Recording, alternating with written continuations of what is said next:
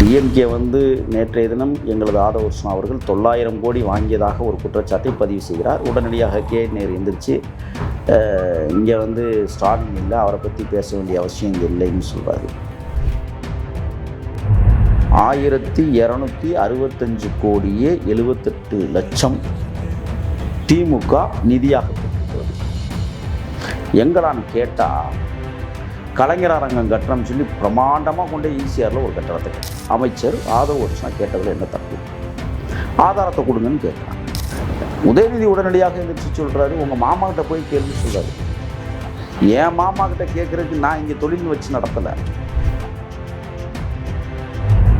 உங்கள் கட்சி நிதி இத்தனை கோடி வெளியிட தயாரா? நான் பகிரங்கமாக ஏவா வேலு என்கிற அந்த முன்னாள் அமைச்சருக்கும் ரகுபதி என்கிற முன்னாள் அமைச்சருக்கும் ஒரு கேள்வியை வைக்க விரும்புகிறேன். இப்போ நாங்கள் உங்களை கேள்வி கேட்குறோம், சொல்லுங்கள். அப்போ காசு கொடுக்கல, நான் ஓட்டுக்கே காசு கொடுக்கல, ஒத்த ரூபாவுக்கல, நான் சட்டமன்ற உறுப்பினர், மக்களால் தேர்ந்தெடுக்க.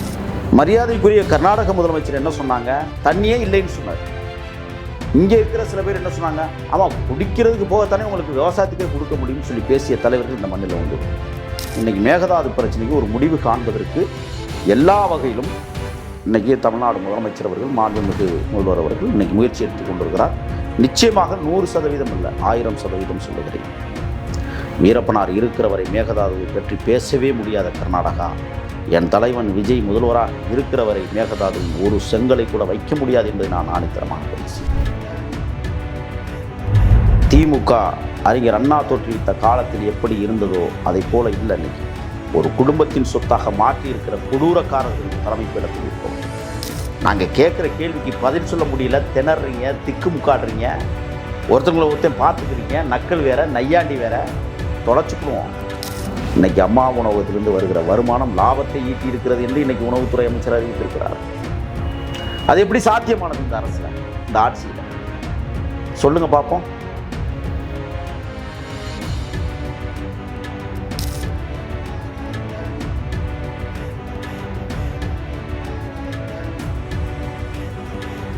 ஜாம்பவான் நேயர்களுக்கு வணக்கம். நான் உங்க தீபிகா. இன்றைய நிகழ்ச்சியின் சிறப்பு விருந்தினர் தமிழக வெற்றி கழகத்தின் செய்தி தொடர்பாளர் முகில் அவர்கள். வணக்கம் சார். வணக்கம் சார். நேத்து சட்டமன்றத்துல காரசாரமான விவாதங்கள்லாம் போயிட்டு இருந்தது. அதுல ஆதவ அர்ஜுன் அவர்கள் பேசியிருந்தாரு. அது ரொம்பவே பயங்கர ஒரு பரபரப்பை கிளப்பி இருக்கு. ஸோ இதை பத்தி நீங்க என்ன சார் நினைக்கிறீங்க? இல்லை, பொதுவாக எங்களுடைய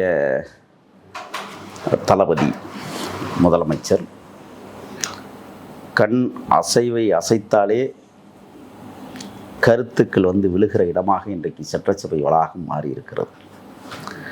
ஏனோதானோ என்று நினைத்தவர்கள் எல்லாம் இருமாப்பு கொண்டு போயிருக்கிறார்கள். இன்றைக்கு காரி உமிழ்ந்தவர்கள் எல்லாம் கப் சிப்புன்னு கிடக்கிறாங்க. முதல்ல இந்த மாநில கட்சிகள் பெற்ற நன்கொடையை வாசித்தாவே தலை சுற்றும்.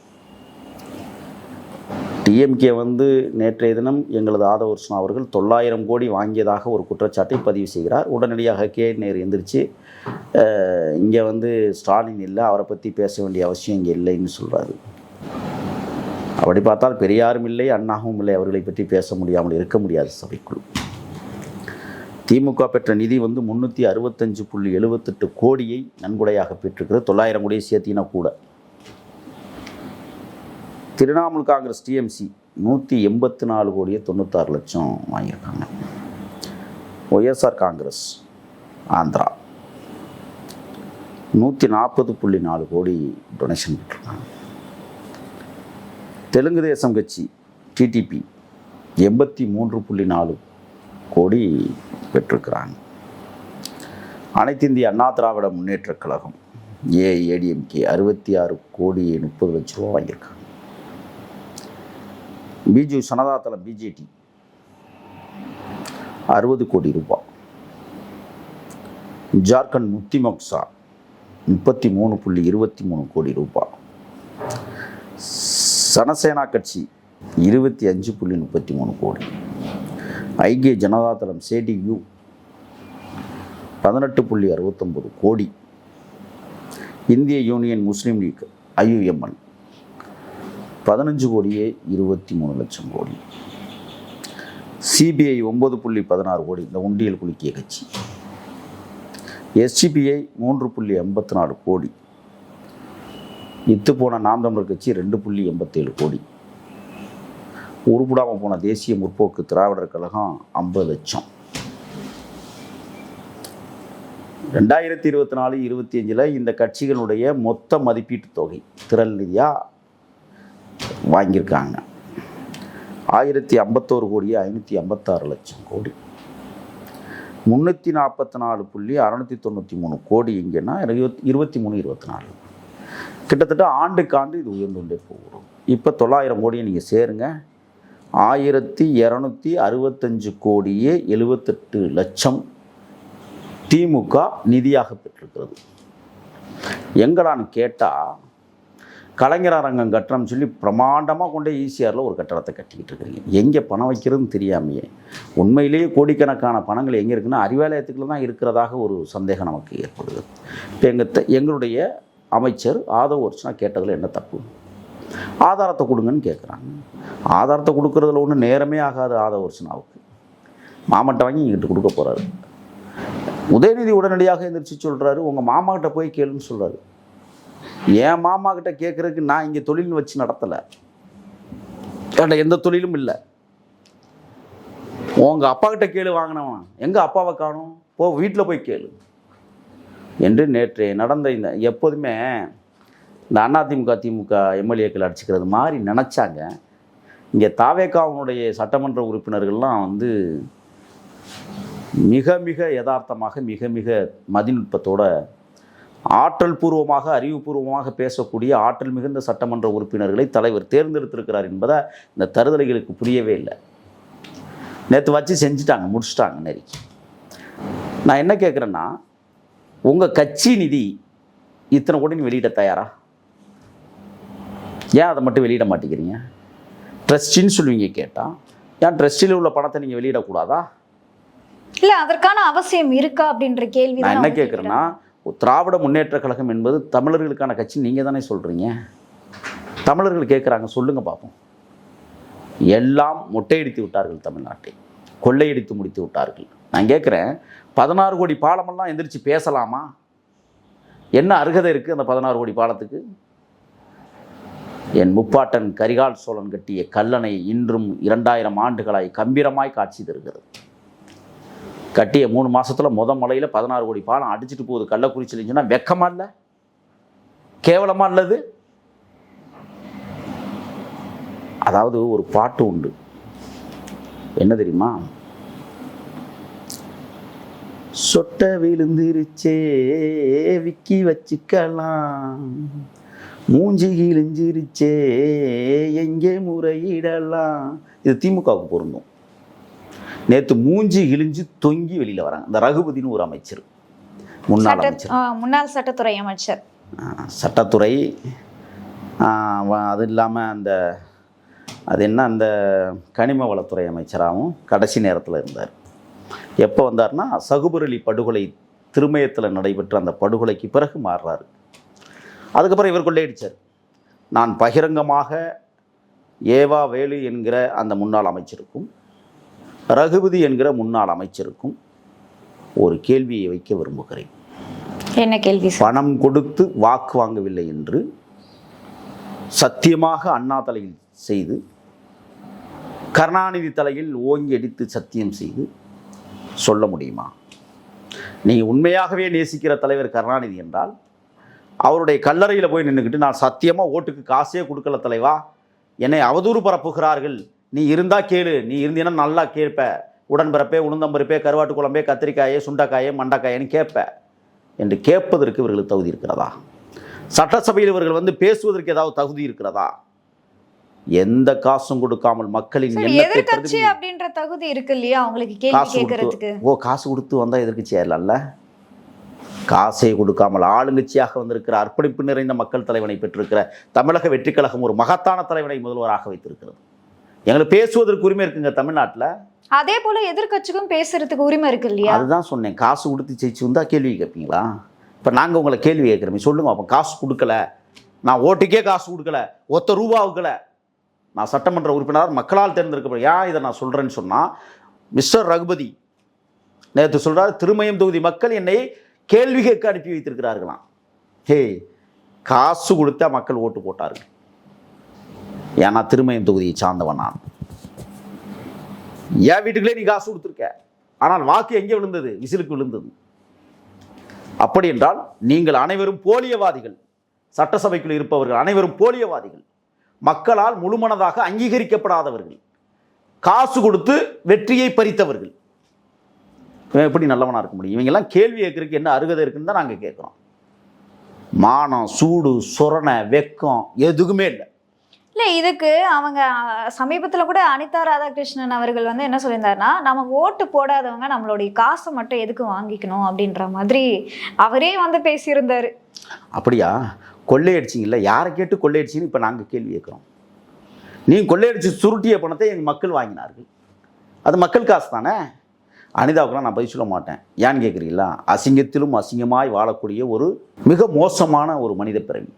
அப்படி தான் நான் இதை பார்க்குறேன். ஏன்னா அப்புறம் அவருடைய அந்தரங்களிலெல்லாம் நான் வெளியிட வேண்டியது இருக்கும். வாயை கலப்பாதீங்க தயவு செய்து, கடும் கோபத்தில் இருக்கும். ஏன்னா நாங்கள் திருச்செந்தூர் முருகனை அவன் வழியிலே விட்டுட்டு வந்தால் அவனை கண்டிச்சுக்கோ தண்டிச்சுக்கோ அப்படின்னு. ஏன்னா இந்த அனிதா என்கிற மனிதன் அங்கே இருக்கிற இஸ்லாமிய மக்களுக்கு செய்த துரோகங்கள், அங்கே வாழ்கிற மீனவர்களுக்கு செய்த துரோகங்கள் ஏராளம் ஏராளம் ஏராளமானவை. அவனுடைய உதவியாளர்கள் செய்த பேராற்றல் மிகுந்த பெருங்காட்சியெல்லாம் ஃபோனில் தான் வச்சுருக்கேன், வெளியிடணும்னா வெளியிட்டுக்கிறேன். மிக மோசமான, மட்டகரமான, அயோக்கியத்தனமான வேலைகளை செய்பவர்கள் மட்டும்தான் திமுகவில் அமைச்சர்களாக இருந்திருக்கிறார்கள். அதற்கு சான்று அனிதா. அப்படிங்கும்போது அவங்களுக்கெல்லாம் நாங்கள் பதில் சொல்லி எங்கள் நேரத்தை நாங்கள் கடக்கவில்லை, நேரத்தை வீணடிக்க விரும்பவில்லை. நல்லவர்களை பற்றி கேளுங்க, பேசுவோம் நிறைய. சரி, இப்போ இன்னைக்கும் என்ன நடந்துச்சு அப்படின்னு பார்த்தீங்கன்னா, முதல்வர் விஜய் அவர்கள் வந்து இந்த அனைத்து கட்சி எம்பிக்கள் கூட்டம் வந்து நடத்துறதா அறிவிச்சிருந்தாரு. இதுல வந்து இந்த தொகுதி வரையறுக்காக எல்லா கட்சிகளும் சேர்ந்து விவாதிக்கக்கூடிய ஒரு சூழ்நிலை உண்டாக்குறதுக்காக தான் இது பண்ணியிருக்காரு. இதுல வந்து பிரதான கட்சியான அதிமுகவும் திமுகவும் புறக்கணிச்சிருக்காங்க. இந்த ஒரு விஷயத்துக்கு பின்னாடி என்ன இருக்கு சார்? எங்கள் தலைவருக்கும் ஆண்டவன்னு ஒருத்தன் சொல்கிறாங்கல்ல எல்லாரும், அவனுக்கும் ஒரு தொடர்பு இருக்கும்னு நான் நினைக்கிறேன். ஒன்று, கட்சி ஆரம்பிக்கிறேன்னு சொன்னார், கோடி பேர் சப்போர்ட் பண்ணாங்க. அடுத்து நான் தான் அடுத்த முதலமைச்சர்னு சொன்னார், மக்கள் எல்லோரும் ஓட்டு போட்டு சிஎம் ஆக்கிட்டாங்க. கரூர் பிரச்சனையை வச்சு அரசியல் பண்ணலாம்னு நினச்சாங்க. ஆனால் அந்த 41 குடும்பம் யாருமே போய் தலைவர் மேலே கம்ப்ளைண்ட் கொடுக்கல, போலீஸில் புகாரும் கொடுக்கல. அதுக்கப்புறம் என்ன பேசுகிறதுன்னு தெரியாமையே குடும்ப விஷயத்தை பற்றி குழப்படியை உருவாக்கி கேவலப்படுத்தணும்னு நினச்சாங்க. அதுக்கும் ஒரு முற்றுப்புள்ளி வச்சுட்டார் தலைவர். அடுத்து காவிரி பிரச்சனையை வச்சு ஏதாவது கிண்டலாமா, கிளறலாமா, உருட்டலாமா, பெரட்டலாமான்னு முடிவு பண்ணாங்க. காவிரி இயற்கையாகவே தண்ணி வந்துருச்சு. சரி, டைவர்ஸ் கேஸையாவது தொட்டு யாரோட இணைச்சி பேசி அவமானப்படுத்திடலான்னு நினச்சாங்க. இப்போ விவகாரத்து வழக்கே வாபஸ். அடுத்து இவர் நினைக்கிறது எல்லாம் நடக்குதுன்னு சொன்னால் இதுக்கும் நல்லது நடக்கும். நான் சொல்கிறேன், 107 சட்டமன்ற உறுப்பினர்களை வைத்துக்கொண்டு ஆட்சி அமைப்பதற்கு முயன்ற போது கவர்னர் எவ்வளவு அலங்கோலப்படுத்தினார் என்பது ஊரறியும், நாடறியும், உலகறியும். அமைச்சிட்டோம். இப்போ நான் சொல்ல, ஒரு எம்பிக்கள் கூட நாங்கள் எங்கள் கட்சியில் ஜெயிக்கலை. வந்த ஒரே ஒரு எம்பியையும் காங்கிரஸுக்கு கொடுத்துட்டோம் நாங்கள். இப்போ சொல்கிறேன், 23 எம்பிக்கள் நாளை கூட இருக்கிறார்கள். ஒரு எம்பி கூட ஜெயிக்கலை, ஒரு எம்பி கூட இல்லை. ஆனால் 23 எம்பிக்கள் நாளைக்கு கூட்டத்தில் கலந்து கொள்ள போகிறாங்கன்னு சொன்னால் மாநிலங்களவை, மக்களவை ரெண்டும் சேர்த்து. அப்படி என்றால் தலைவன் வெல்லுவான். தமிழகம் மிகப்பெரிய களத்தை நோக்கி நகர தொடங்கி இருக்கிறது. சரி, நல்ல விஷயத்துக்கு தானே கூட்டுறாரு. இல்லை, இது ஓகே சார். இப்போ தொகுதி வரையறு அப்படின்றது வந்து ரொம்ப முக்கியமான விஷயம் தான். ஆனால் இப்போ நாடாளுமன்றத்தில் அதை குறித்து எந்த ஒரு தீர்மானங்களும் தாக்கல் செய்யாத போது இப்போ இதுக்கு வந்து இன்னும் டைம் இருக்கு. ஆனால் மேகதாது பிரச்சனை வந்து அப்படி கிடையாது இல்லையா? அது வருஷம் வருஷம் வந்து நம்மளுக்கு தொடர்ச்சியாக அந்த பிரச்சனை வந்துட்டே இருக்கு. செய்தி உங்களுக்கு, மேகதாது பிரச்சனை என் தலைவன் உண்மையிலேயே திருப்பி என்னை காட்டுக்கு அனுப்பிட்டார்னா நல்லதுன்னு நினைக்கிறேன். ஆயுதம் தரித்த போரை எடுப்பதற்கும் தயார் காவிரி நதி நீருக்காக. ஆனால் என் தலைவன் சொல்லுகிறார், பேசுவது மட்டுமே தீர்வாக முடியும். உலகளாவிய நதிநீர் சட்டம் எங்கே நதி போய் முடிகிறதோ அந்த நதி அவனுக்கே சொந்தம் என்று கூறுகிறது. பேசி தீர்ப்போம் என்று சொல்லுகிறார். பேசுவதற்கு முயற்சித்தார். மரியாதைக்குரிய கர்நாடக முதலமைச்சர் என்ன சொன்னாங்க? தண்ணியே இல்லைன்னு சொன்னார். இங்கே இருக்கிற சில பேர் என்ன சொன்னாங்க? ஆமாம், குடிக்கிறதுக்கு போகத்தானே உங்களுக்கு விவசாயத்துக்கே கொடுக்க முடியும்னு சொல்லி பேசிய தலைவர்கள் இந்த மண்ணில் உண்டு. ஆனால் பேச்சுவார்த்தைக்கு வருகிறேன் என்று சொன்ன 3வது நாளில் எப்படி கபினி அணை நிரம்பியது? ஏன்னா அங்க அதிக அளவுல மழை பெஞ்சுது. சோ தேக்கி வச்சிருந்தா அவங்களுக்கு வந்து வெள்ள அபாயம் ஏற்படும். எங்களுக்கு குடிக்கவே தண்ணி இல்லைன்னு சொல்லி 3 நாளைக்கு முன்னாடி அறிவிச்ச மரியாதைக்குரிய முதலமைச்சர், கர்நாடக முதலமைச்சர், இன்னைக்கு அணை உடைஞ்சாலும் உடைஞ்சிரும்னு 3 நாளைக்குள்ள பெய்த மழையில நிரம்பிருச்சா கபினியும் கிருஷ்ணராஜசாகரனையும்? அதிக அளவுல மழை பெய்து இருக்கலாம். அது எனக்கு தெரியும். குடகை பத்தி எனக்கு தெரியும். குடகு போயிருக்கிறீங்களா? இல்லை சார். இல்லை. ஒரு சிறு குழந்தை ஒன்று கடிச்சா எவ்வளவு வருமோ அவ்வளவுதான் அங்கே காவிரியில் தோன்றுகிற நீரினுடைய மொத்த அளவே. ஒரு பெரிய குளியல், அதாவது தீர்த்தம் குளம்னு சொல்லுவாங்க, அதுக்குள்ள வந்து இன்னும் நெஞ்சளவு தண்ணியும் கிடக்கும். போய் இப்படி இறங்கிட்டு ஏறிடணும், அவ்வளோதான். சோப்பு போடக்கூடாது, துணியும் அவுக்கக்கூடாது. அது கீழே இன்னொரு தொட்டி இருக்கும். அதில் பார்த்தீங்கன்னா ஒரு 5 மோட்டார் தண்ணி ஓடிக்கிட்டு இருக்கும். ஆனால் இந்த தண்ணி குறையாது. அதுக்கு கீழே பார்த்தீங்கன்னா ஒரு 15-20 மோட்டார் தண்ணி கொட்டிக்கிட்டு இருக்கும். அதுக்கு பிறகு பார்த்தா பெரிய சவுண்டே கேட்கும். இதுதான் காவிரியினுடைய தோற்றம். நான் என்ன கேட்குறேன்னா, கபினி அணையிலோ அல்லது கிருஷ்ணராஜசாகர் அணையிலோ தண்ணி வறண்டு போய் கிடக்குன்னா 3 நாளில் நிரம்பாது. மிகப்பெரிய அணைகள் அது உடையும் அளவிற்கு தருவாயில் வந்ததற்கு பிறகு வேறு வழி இல்லாமல் தண்ணீரை திறந்தார்கள். இது இயற்கை நமக்கு கொடுத்துருக்கிற வரம். ஆடிப்பெருக்கணக்கி மணலில் போய் குளித்தாங்க நம்ம தமிழர்கள், தெரியுமில்ல, தண்ணி இல்லாமல். ஆனால் வருஷம் என்ன செய்வாங்க? ஆடிப்பெருக்கில் கொஞ்சமாவது தண்ணி வரும், அதில் போய் குளிச்சுட்டு முன்னோர்களை வணங்கி விட்டு கணவனுக்குரிய மரியாதையை கொடுத்து கழுத்தில் கிடந்த அந்த மஞ்சள் கயிறை மாற்றி புதிய கயிறை உருவாக்குகிற புண்ணிய தேசம் தமிழருடைய தேசம். ஆனால் என்ன நடந்தது? எதுவுமே நடக்கலை. ஆனால் இப்போ எப்படி தண்ணி வந்துச்சு? காவிரி தாய் கொள்ளிடத்தை தொடுகிற போது தமிழர்கள் ஊர்ந்து வருகிற நீரை உள்ளங்கையில் அள்ளி தலையில் தெளித்து வழிபடுகிற ஒரு தருணத்தை உருவாக்கி இருக்கிறது தமிழ்நாடு என்றால் அதை சிவகுமார் புரிந்து கொள்ள வேண்டும். என் தலைவன் வர்றாருன்னு சொல்லும் போதே இங்கே தண்ணி வந்துருச்சுல்ல, பேச்சுவார்த்தை நடத்தியிருந்தா முழு தண்ணியும் வந்திருக்கும் என்பதில் மாற்றம் இல்லை. இன்னொன்று செய்கிறேன், மேகதாது பிரச்சனை என்பது, அது ஏன் மேகதாதுன்னு தெரியுமா? மேகதூது தான் தமிழில். கர்நாடக மொழியில் மேகதாதுனா மேகங்கள் வந்து தூது செல்லுகிறதை போல ஊர்ந்து செல்லும் அந்த பாறைகளில். போயிருக்கிறீங்களா? போயிருக்க மாட்டீங்க. நான் வீரப்பனார் கூட பயணித்த காலத்தில் அங்கே நான் நடமாடி இருக்கிறேன். அதனால் நான் என்ன சொல்கிறேன்னா, இன்றைக்கி மேகதாது பிரச்சனைக்கு ஒரு முடிவு காண்பதற்கு எல்லா வகையிலும் இன்றைக்கி தமிழ்நாடு முதலமைச்சர் அவர்கள், மாண்புமிகு முதல்வர் அவர்கள் இன்றைக்கி முயற்சி எடுத்து கொண்டிருக்கிறார். நிச்சயமாக 100% இல்லை, 1000% சொல்லுகிறேன். வீரப்பனார் இருக்கிற வரை மேகதாதுவை பற்றி பேசவே முடியாத கர்நாடகா, என் தலைவன் விஜய் முதல்வராக இருக்கிற வரை மேகதாதுவின் ஒரு செங்கலை கூட வைக்க முடியாது என்பதை நான் ஆணித்தரமாக பதிவு செய்கிறேன். சார், இப்போ வந்து அதே மாதிரி நாடாளுமன்ற இன்னைக்கு இந்த சுருக்கமோ அல்லது விரிவாக்கமோ இருக்கிற இந்த நேரத்தில், எதுவுமே இல்லாத நேரத்தில் ஏன் இந்த பிரச்சனையை கிளப்புறீங்கன்னு நான் ஒன்று சொல்கிறேன். பிரச்சனை தொடங்கும் என்பதற்காக கூட்டத்தை கூட்டுகிறார் முதல்வர். முன்கூட்டியே சரி செய்ய முயல்கிறார். ஏன் பேசக்கூடாதா? எப்போ வேணாலும் மத்திய அரசு அந்த திட்டத்தை அறிவிக்கும். நான் கேட்குறேன், வந்தே மாதரம் அப்படின்னு ஒரு பாட்டு இருக்கு. அந்த பாட்டை திணிப்பாங்கன்னு என்னைக்காவது நீங்கள் கனவு கண்டீங்களா? எப்படி அந்த பாட்டை திணித்தார்கள்? 2000 ஆண்டுகளாய் 2வது மொழியாக சமஸ்கிருதம் இருக்கிறது. யாராவது உணர்ந்தோமா? மும்மொழி கொள்கை என்பது ஆங்கிலம் தான் 3வது மொழி. 2வது மொழி சமஸ்கிருதம் இருக்கிறது. ஆனால் நாம் பேசுகிறோம் தமிழ், அடுத்து ஆங்கிலம், அடுத்து இந்தி என்கிறோம். ஆனால் சமஸ்கிருதத்தை பற்றி அவனால் பேசினானா? ஏன் பேச மறுக்கனா? தமிழுக்குள் புகுந்து கிடக்கிறது. அதை ஒழித்தாக வேண்டும் என்று நாம் போராட வேண்டிய சூழல் உருவாக்கப்பட்டிருக்கிறது. அப்போ 4வது மொழிக் கொள்கை தான் ஓடாத ரயில் தண்டவாளத்தில் ஒய்யாரமாக தலை வைத்து தலையே துண்டித்தாலும் பரவாயில்லை தமிழை காப்பேன் என்று ஒரு தருதலை கூட்டம் இங்கே சொன்னது. நான் சொல்கிறேன், இவர்களுடைய எண்ண பிரதிபலிப்பு மடையர்களாக இருந்த காரணத்தால் தமிழுக்குள் சமஸ்கிருதம் இன்றைக்கு நுழைந்து கிடக்கிறது. எல்லா பேரும் சமஸ்கிருத பெயர்கள், எல்லா இடத்திலும் சமஸ்கிருதம். வேட்டியை வேஷ்டி என்றான், ஆட்டுக்குட்டியை ஆஸ்டு குஸ்டி என்று சொல்வானா? சொல்ல முடியாது. பஸ்ஸுக்கு போகலையா சிரிப்பு வந்துச்சா? பேருந்துக்கு கோயிங், ரெண்டும் ஒன்று தானே. ஆக ஆங்கிலமும் தமிழும் பின்னி பிணைந்து தமிழுக்குள் கிடக்கிறது. அங்கே 3 மொழி கொள்கை பிரசாதம் பெற்று கிடக்கிறது. ஆனால் நாம் 3வது மொழிக் கொள்கைக்கு போராடுறோம்னு சொல்கிறாங்க. அப்போ ஆங்கிலமா இந்தியா என்பதை கூட தெளிவு பெறாமல் திராவிட கட்சியில் 75 ஆண்டு காலம் நம்மளை ஏமாற்றி இருக்கிறது. அப்படி என்றால் இந்த திராவிட இயக்கங்கள், குறிப்பாக திருட்டு முன்னேற்ற கழகம், தொடர்ந்து தமிழர்களை வஞ்சித்ததை ஒழிய வாழ்வளித்ததாக சரித்திரம் இல்லை. அது மாதிரி தான். ஆனா இது எல்லாத்துக்கும் முதல்ல குரல் கொடுத்தது திமுக தானே. கையெடுத்து தயவு செய்து கும்பிட்றேன், திருப்பியும் திமுக தானே சொல்லாதீங்க. நலத்திட்டங்களை உருவாக்குவதை கொள்ளையடிக்க வேண்டும் என்ற குறிக்கோள் நோக்கத்தோடு நலத்திட்டங்களை உருவாக்கிய திருட்டு முன்னேற்ற கழகம் எதிர்காலத்தில் எழுதுவதற்காக, கடிதம் எழுதுவதற்கு, அதான் முதவே சொன்னேன், உடன்பரப்பே, உளுந்தம்பருப்பே, கருவாட்டு குழம்பே, கத்திரிக்காய். நான் ஏன் சொல்கிறேன்னா, பார்த்தாயா தம்பி, அன்றைக்கே நாம் இதை புனித பயணமாக மேற்கொண்டோம் அப்படின்னு ஒருத்தர் எழுதுவார் கடிதம்.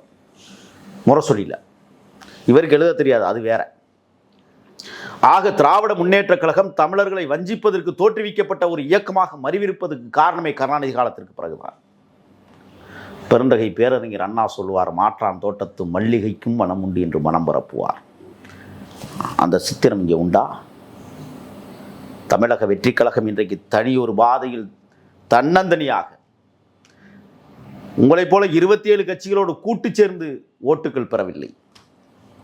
தனியாக சிங்கமாய் கர்சித்து தமிழ்நாட்டு மக்களின் பேராதரவை பெற்ற பெரும் இயக்கம் தமிழக வெற்றி கழகம். 2 ஆண்டில் புரட்சித் தலைவர் எம்ஜிஆர் கூட 5 ஆண்டுகள் காத்திருக்க வேண்டிய துர்பாக்கிய நிலைமை தமிழ்நாட்டில் இருந்தது.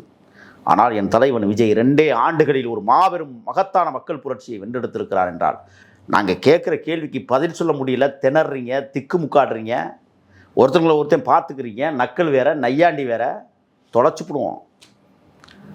சாதாரண சட்டமன்ற உறுப்பினர்களையோ அல்லது சாதாரணமான அமைச்சர்களையோ என் தலைவன் நியமிக்கவில்லை. பொறுத்து பார்ப்பாங்க, இல்லைன்னா ஓட விட்டு அடிப்பாங்க சட்டசபைக்கு.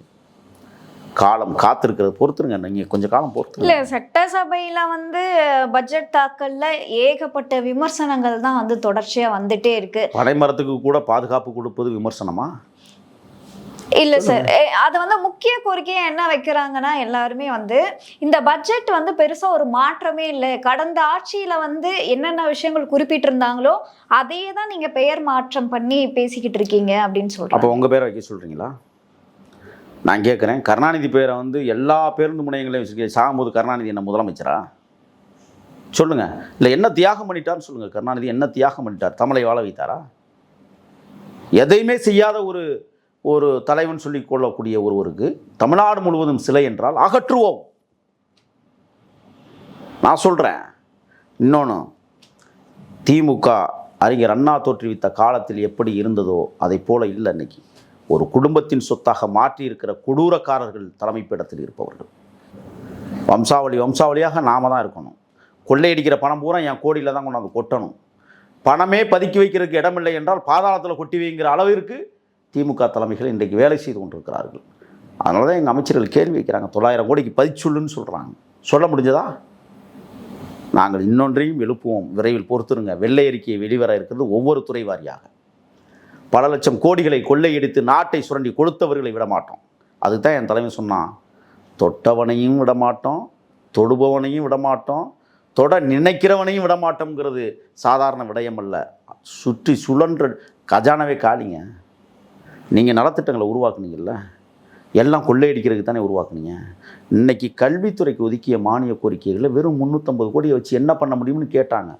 எங்கள் அமைச்சர் மாண்புமிகு ராஜ்மோகன் அவர்கள், என்னுடைய இளவல், அதை வைத்து எப்படி இந்த குழந்தைகளை படிக்க வைக்க முடியும் என்பதை யோசித்து உருவாக்கிய பட்ஜெட்.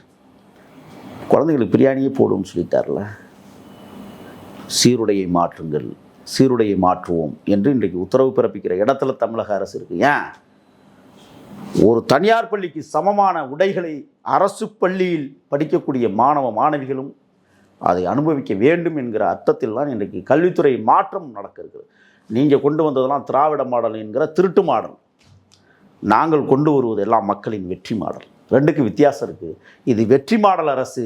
ஆகையால் வெற்றி தளத்தில் அமைக்கிற வரை கடுமையாக போராடி மக்கள் மன்றத்தில் பட்ஜெட்டே இல்லாட்டினாலும் பக்குவமாய் ஒரு தேசத்தை கட்டியமைக்கிற ஒரு மாபெரும் சக்தியாக மக்கள் தலைவர் விஜய் திகழ்கிறார் என்பதை பறைசாற்றுகிற விதமாக சட்டமன்றம் இன்னைக்கு நடைபெற்று. இந்த பட்ஜெட்லயுமே வருவாயை ஈட்டக்கூடிய விஷயங்கள் குறிப்பிடுங்க அப்படின்ற ஒரு விஷயமும் முன்வைக்கிறாங்க இல்லையா?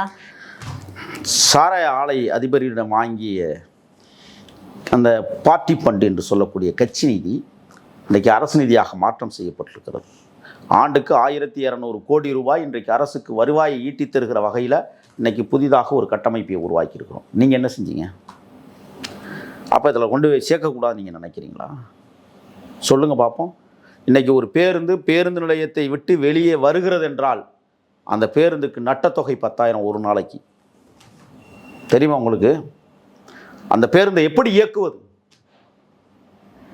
ஆனாலும் இயக்கி கொண்டிருக்கிறது தமிழக வெற்றி கழக அரசு. என்னுடைய அமைச்சர் தமிழன் பார்த்திபன் மிக துல்லியமாக வேலையை செய்து கொண்டிருக்கிறார். ஒரு விடயத்தை நான் உங்களுக்கு சொல்கிறேன். நேற்றைய தினம் பேசுகிற போது சாராய ஆலைகளை வைத்திருப்பவர்கள் யார் என்கிற ஒரு மிகப்பெரிய கேள்விகள் அதிர்ந்தது.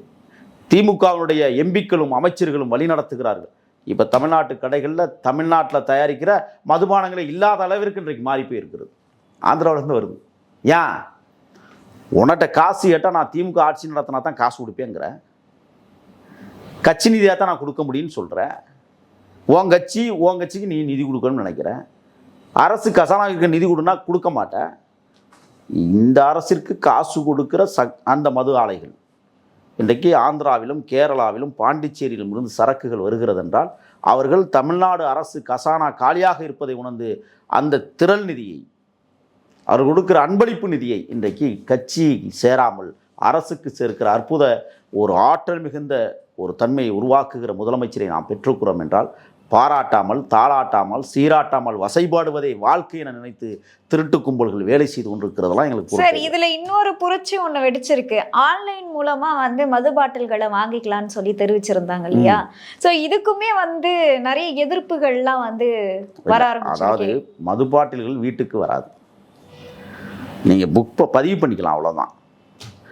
அதை நீங்க தான் வாங்கிக்கணும். யாரும் இங்கே வீட்டுக்கு கொண்டுட்டு வர மாட்டாங்க. நிறைய பேர் என்ன சொன்னாங்கன்னா, வீட்டுக்கே மது பாட்டில் வந்தால் மனைவி மக்கள்லாம் இருப்பாங்க, அவங்களுக்கு முன்னாடி எப்படி குடிப்பாங்கன்னு ஒரு கேள்வியை வச்சாங்க. குடிப்பதும் குடிக்காமல் இருப்பதும் அவனுடைய விதி. மீறி போனால் மனைவியே குடிக்க வச்சுக்க, அது பிரச்சனை இல்லை. ஆனால் குடிகார நாடாக அல்லது குடிகார தேசமாக இதை மாற்றிவிடக்கூடாது என்பதற்காகத்தான் அழகாக என்ன, நீ பதிவு பண்ணிக்க, சரக்கு கடையில் போய் வாங்கிக்கோ, நீ எங்கே வேணாலும் வச்சு குடி, அது பிரச்சனை இல்லை. ஆனால் தெருக்களில் வச்சு குடிக்காது. ஒரு மாடலிங் டெஸ்டிங் அதெல்லாம் சோதிச்சு பார்க்குறோம் எப்படி இருக்கும் அப்படின்ட்டு. ஏன்னா இன்னைக்கு மது குடிப்போர் அளவு எண்ணிக்கை குறைந்திருக்கிறது எங்களது ஆட்சியில். அது தெரியுமில்ல உங்களுக்கு? 10 மணிக்கு கடை திறக்கிற முன்னாடி எவன் குடித்தாலும் வாயை ஊதுன்னு சொல்லி காவல்துறை உடனடியாக எங்கடா சரக்கு வைக்குதுன்னா அவனை பிடிச்சி தூக்குது. இதுக்கு முன்னாடி ஆட்சி எப்படி தெரியுமில்ல? விடிய காலம் 5 மணிக்கே மல்லாக்க கிடப்பான், கோவணம் கூட இருக்காது. அதை மாற்றி இருக்கிற அரசாக தமிழக வெற்றி கழக அரசு இன்றைக்கு நடைபெற்று கொண்டிருக்கிறது. மது வகைகளில் அது ஒரு வருமானம், அவ்வளோதான். இந்த அரசு எப்படி பார்க்கிறது என்றால் மதுவிலிருந்து வருமானம், அப்படி இல்லை. மதுவிலிருந்து வருமானம் பார்ப்பதை விட அதில் இருக்கிற வருமானம் எவ்வளவு வருகிறதோ அதை வைத்து அதை நடத்த வேண்டும். ஏற்கனவே உங்களுக்கு தெரியாதுன்னு நினைக்கிறேன், மது வகைகளில் கடனில் தான் இருந்துச்சுன்னு சொல்கிறாங்க. ஆமா, அது நஷ்டத்துல தான் ஓடிக்கிட்டு இருக்கு. அரசாங்கத்துக்கு பெரும் லாபம்லாம் எதுவும் வரல. அப்புறம் எதுக்கு அதை நடத்தணும்? ஆனா மதுப்பிரியர்கள் அது இல்லாம இருக்க முடியாதுல. ஒரு கலவரம் நடக்கும், புரட்சி வெடிக்கும் அப்ப கொரோனா காலத்துல புரட்சி வெடிக்க வேண்டியதானே? அப்போ அப்படி பார்க்கும் பொழுது இப்போ இந்த ஆட்சியில ஃபுல்லா க்ளோஸ் பண்ணிரலாமே அப்படின்ற ஒரு கேள்வி வைக்கிறாங்க. என்னன்னா, முடிய ஒட்டுமொத்தமா வெட்ட முடியாதுல்ல, கொஞ்சம் கொஞ்சமா வெட்டினா தான் அது அழகு. அதைத்தான் இந்த அரசு செய்கிறது. ஆக ஒரு தெளிவான நீரோட்ட பாதையில் அழகாக சென்று கொண்டிருக்கிற அரசை அசிங்கப்படுத்த வேண்டும் என்பதற்காக பல்வேறு கால நடவடிக்கைகளை இவர்கள் எடுக்கிறார். விவசாய புரட்சி இன்னைக்கு ஏற்படுத்தி இருக்கிறது. பெண்களுக்கும் மானியம் விவசாயம் செய்தால், அது தெரியுமில்ல உங்களுக்கு? மாடி வீட்டிலும் நீங்கள் பயிரிடலாம். அப்புறம் கறவை மாடுகள், ஆட்டுக்குட்டி, 5 ஆட்டுக்குட்டி.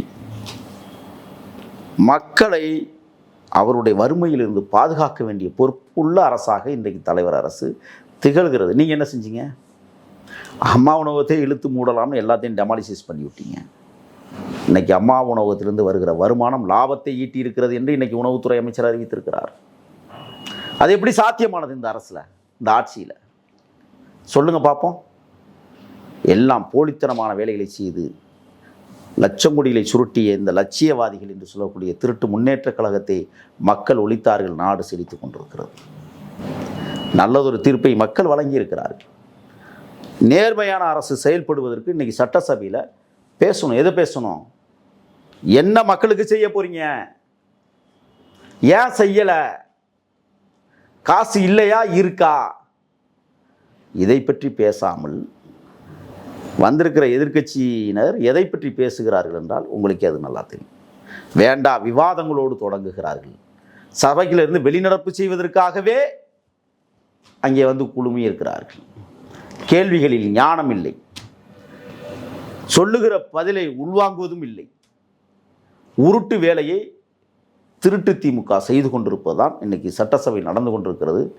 இவருடைய முகங்கள் கிழிக்கப்பட்டு கொண்டிருக்கிறன. அதனால தான் ஆரம்பத்திலே ஒரு பாட்டு பாடினேன், சொட்டை விழுந்திருந்தால் விக்கி வச்சுக்கலாம், மூஞ்சி கிழிஞ்சிருச்சே எங்கே முறையிடலாம் அப்படின்னு தான் சொல்கிறேன். உங்களோட நேரத்தை ஒதுக்கி பல்வேறு கேள்விக்கு விளக்கம் அளிச்சிருக்கீங்க, அதற்கு நன்றி. நன்றி.